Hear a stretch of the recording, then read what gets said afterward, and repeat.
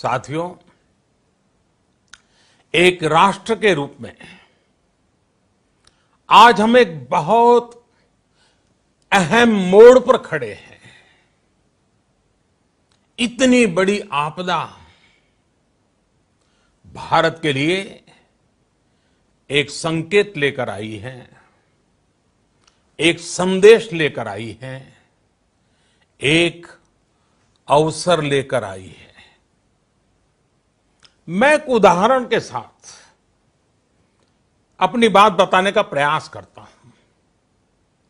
जब कोरोना संकट शुरू हुआ तब भारत में एक भी पीपीई किट नहीं बनती थी। N95 मास्क का भारत में नाम मात्र उत्पादन होता था। आज स्थिति ये है कि भारत में ही हर रोज 2 लाख पीपीई और 2 लाख N95 मास्क बनाए जा रहे हैं। ये हम इसलिए कर पाए क्योंकि भारत ने आपदा को अवसर में बदल दिया। आपदा को अवसर में बदलने की भारत की ये दृष्टि आत्मनिर्भर भारत के हमारे संकल्प के लिए उतनी ही प्रभावी सिद्ध होने वाली है। साथियों, आज विश्व में आत्मनिर्भर शब्द के मायने पूरी तरह बदल गए हैं। ग्लोबल वर्ल्ड में आत्मनिर्भरता की डेफिनेशन बदल रही है। अर्थ केंद्रित वैश्वीकरण बनाम मानव केंद्रित वैश्वीकरण की चर्चा आज जोरों पर है। विश्व के सामने भारत का मूलभूत चिंतन आशा की किरण नजर आता है।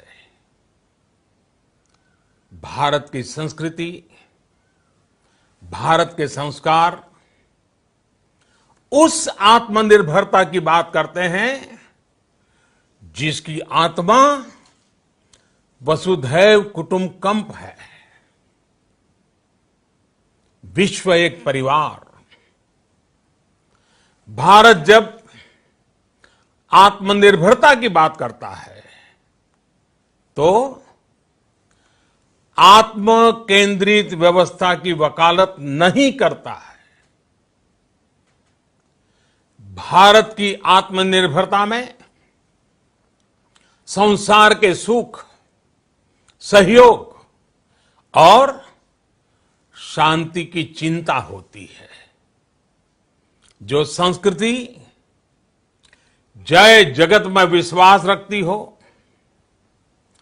जो जीव मात्र का कल्याण चाहती हो, जो पूरे विश्व को परिवार मानती हो, जो अपनी आस्था में माता भूमि ही पुत्रो अहम पृथ्वी इसकी सोच रखती हो, जो पृथ्वी को मां मानती हो, वो संस्कृति, वो भारत भूमि जब आत्मनिर्भर बनती है तब उससे एक सुखी समृद्ध विश्व की संभावना भी सुनिश्चित होती है।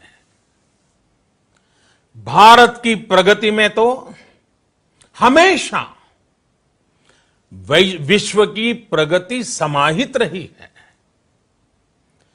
भारत के लक्ष्यों का प्रभाव, भारत के कार्यों का प्रभाव विश्व कल्याण पर पड़ता ही है। जब भारत खुले में शौच से मुक्त होता है तो दुनिया की तस्वीर भी बदलती है। टीबी हो, कुपोषण हो, पोलियो हो, भारत के अभियानों का असर दुनिया पर पड़ता ही है।